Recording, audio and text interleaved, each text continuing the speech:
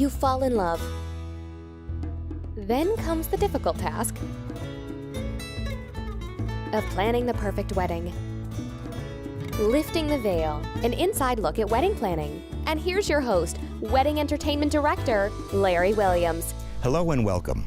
I'm coming to you today from Lavender Ridge, a beautiful family-owned wedding and reception facility located here in Northwest Reno. Today's episode is all about putting together your wedding budget. And there's many ways to do it, but I'm going to give you some great tips and ideas in just a few moments on how to do just that. By now, you've probably selected your wedding date. You might have your eye on a facility or at least have prioritized the vendors that you're going to be interviewing very shortly for your upcoming wedding. And then you got to put together how much money you have to spend and what's the best way to spend it. Those are the tips and ideas I'm going to help you with in just a few moments.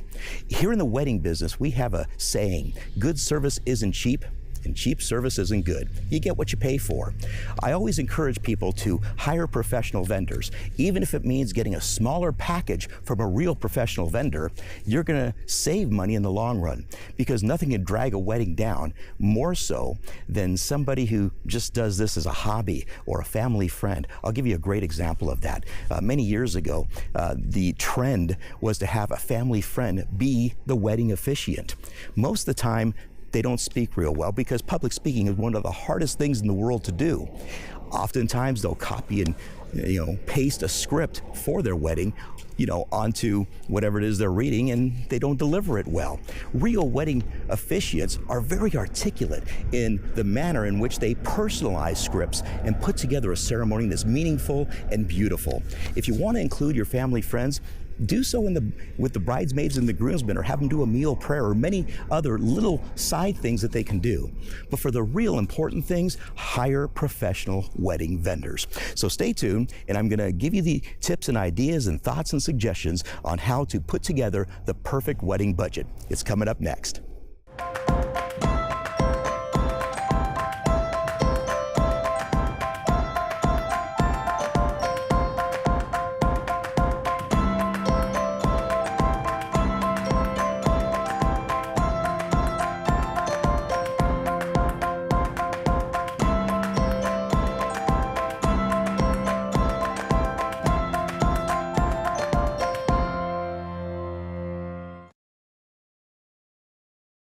If you're planning an upcoming wedding, consider this.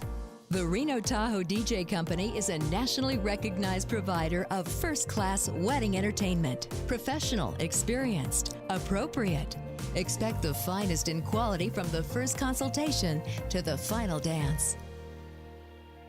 The Reno Tahoe DJ Company, referred by more wedding professionals and preferred by more brides. Visit renodj.com.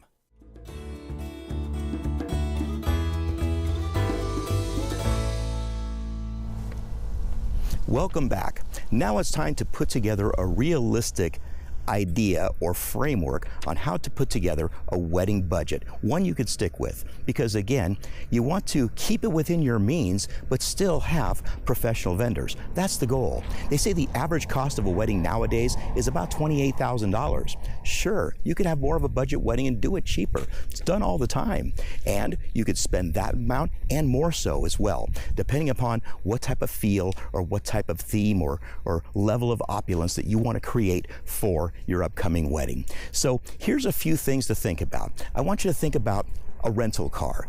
I want you to think about flying in an airplane. I want you to think about the way you live based upon the income that you have. And size it up this way, like renting a car or in an airplane, there's economy class, right?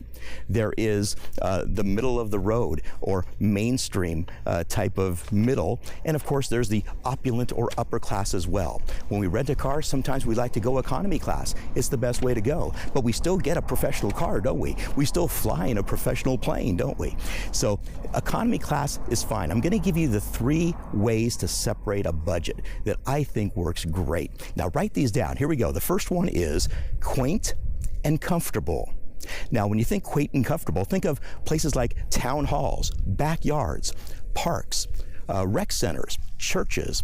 That's having a quaint and comfortable wedding reception for more of an economy class. There's nothing wrong with your church donating a room or spending a low-cost dollar amount for a rec center and having a great wedding there. Oftentimes, if you have it in a park, these are kind of kick-back, easygoing weddings. So therefore, your budget doesn't take quite the hit, and you can get vendors that are, again, professional, maybe the smaller packages, and save a lot of money by putting together something that is quaint and comfortable. Again, think economy class. The second one is stylish and classy.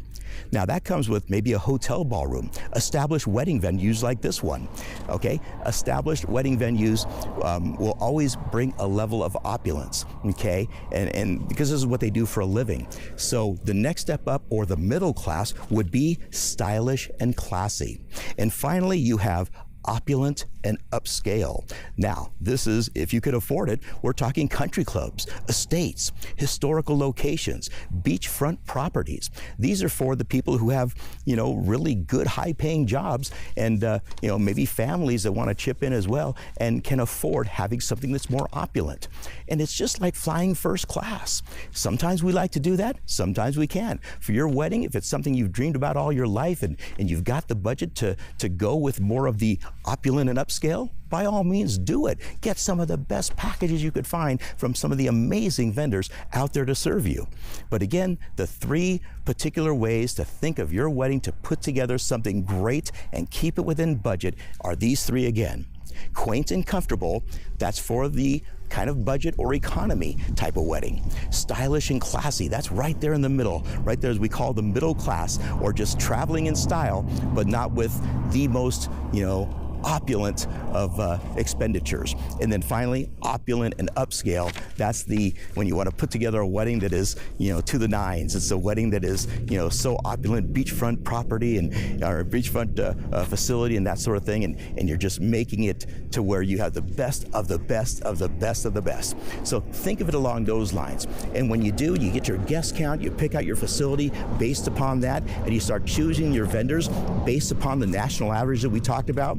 Again, go to Google, go to the Knot, go to Wedding Wire, plug in the zip code, and you'll find the average cost for any particular type of service you want. You can find it for DJs, for photographers, for wedding coordinators, for facilities. Look for those national averages. So important. So I hope that helps you a little bit putting together the wedding budget. Think of it in three different ways, just like you would a rental car or flying in an airplane or the way you live. Economy, middle class, and upper class. That's the way to put together a great wedding budget that you'll stick with and you'll be happy with long after the wedding is over. Coming up on our next episode, hiring services that complement your venue. Till then, have a great day. We'll see you next time. Thanks for watching. Be sure to subscribe to our YouTube channel and follow us on social media.